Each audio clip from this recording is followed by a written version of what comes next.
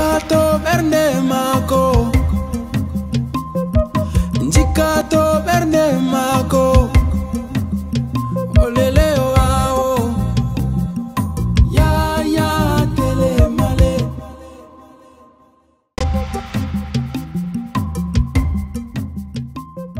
Les villes du Cameroun, comme celles de tout le continent africain, font face à des défis et des enjeux majeurs.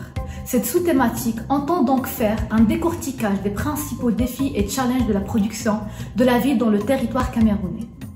Quelles sont les configurations urbaines des villes du pays en matière de mobilité, d'économie urbaine, d'espace public, etc. Les politiques urbaines répondent-elles aux enjeux de développement? Comment se fait la production architecturale dans ces villes? Et quelle place est réellement accordée aux citoyens dans la production urbaine? Voilà quelques questions auxquelles cette partie entend répondre.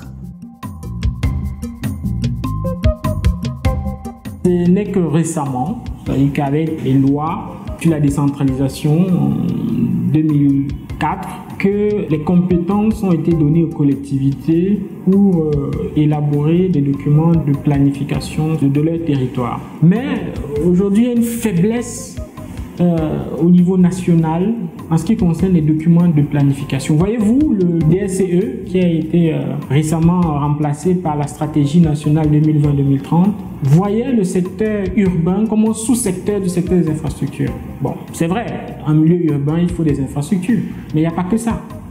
Derrière, il faut une politique économique, il faut une approche qui soit beaucoup plus holistique.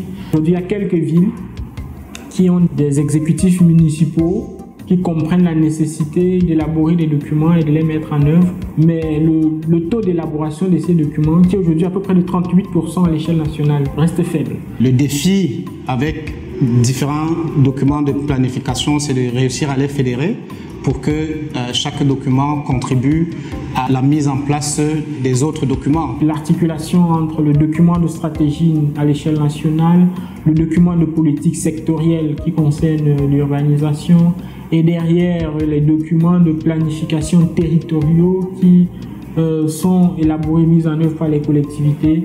Cet enchaînement d'échelles-là, aujourd'hui, disons, n'existe pas véritablement. Toute gauche, je dirais que l'architecte camerounais, c'est un super-héros. Le métier de l'architecte et le rôle même de l'architecte n'est pas très connu au Cameroun. C'est vrai, il y a des avancées, mais le rôle que l'architecte doit jouer dans les projets n'est pas encore très maîtrisé par les clients ou de façon générale les maîtres d'ouvrage. Le marché du bâtiment se porte, je pense, bien. On construit beaucoup, on construit souvent mal, des fois bien. Donc pour moi, ça c'est le marché du bâtiment.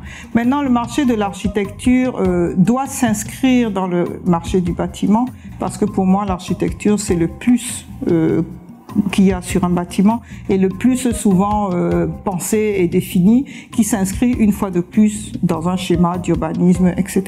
Vous savez ce qu'on dit, la cause c'est le leadership, tout le reste est effet. Donc si au niveau du leadership, nous avons des soucis pour impulser en réalité une réelle dynamique, pour déterminer, pour donner, n'est-ce pas, la vision, les effets ne vont que se faire sentir sur le terrain. Une prolifération de l'autoconstruction dans un pays où tout le monde fala son nyama, chacun essaye de faire comme il entend. C'est dans cet environnement que l'architecte camerounais se déploie, raison pour laquelle je dis qu'au vu de ce qu'il fait dans l'environnement qui est le nôtre, il est un super-héros. Le marché se porte bien, mais pas pour les architectes. Donc, parce qu'il y a beaucoup d'entreprises, beaucoup de tâcherons, beaucoup d'artisans, tout le monde construit. Je pense que les ingénieurs s'en sortent mieux que les architectes, mais c'est une facette qui pourrait changer si on améliorait la qualité de l'architecture à proposer. Njikato berne mako, njikato berne mako.